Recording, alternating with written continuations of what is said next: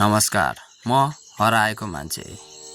जिन्दगीमा मैले खाए नखाए दुःख मेहनत गरेर घाँटीमा 1.5 तोलाको सिक्री बनाएको थिएँ। त्यो सिक्री लाउँदा मलाई गाउँकै सबैभन्दा ह्यान्डसम देखिन्थ्यो। केटीहरू पनि मलाई देखेर खुब मस्किन्थे। घटना शुक्रबारको बिहानीको रेडियोको मेरो राशिफलले राम्रो समाचार भनिरहेको थियो।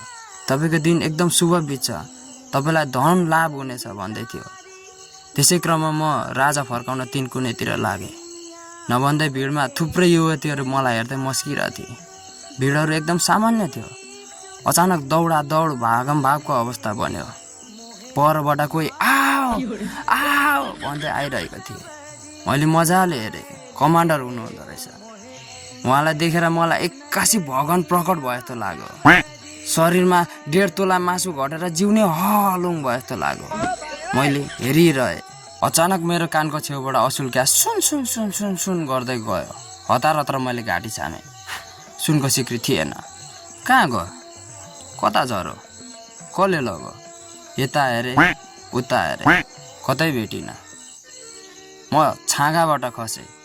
अब म रुनु बाहेक केही विकल्प थिएन। त्यतिकै मलाई याद आयो, दाउरेको बन्चरो पोखरीमा झर्दा जलदेवताले सुनको बन्चरो दिएको। म डाको छोडेर रोएँ। कोही आउनु भएन। म बेर्ने पल्टिन्जेल रोएँ। त्यतिकैमा भगवान प्रकट हुनुभयो। हातमा हाइब्रिड मकैको घोगा जत्रो माइक अनि काँधमा लौका जत्रो क्यामेरा बोकेर अनि भन्नुभयो, के भयो हजुरलाई? मैले रुँदै भने, मेरो 1.5 तोलाको सिक्री हरायो हजुर। अनि उहाँले भन्नुभयो, राजावादीको सिक्री तान्ने राजावादी नै हुन्छ, गणतन्त्रवादी हुँदैन। त्यतिकैमा मैले गरेँ। त्यतिकैमा उहाँले ई सेवा छ भन्नुभयो। मैले छैन भने। उहाँले डिमेट एकाउन्ट छ भन्नुभयो। मैले छैन भने। कुनै ब्याङ्कमा खाता खोलेको छौ भन्नुभयो। मैले छु भने। त्यतिकैमा उहाँले आफ्नो एकाउन्ट नम्बर देखाउँदै, दर्शक महानुभावहरू कोही सहयोगी हात हुनुहुन्छ भने यहाँ सहयोग गरिदिनु होला भनेर जानुभयो। म हेरेको हेरेँ। जनताहरू राजा र नेता फेरेको फेरै, देशले छेरेको छेरे।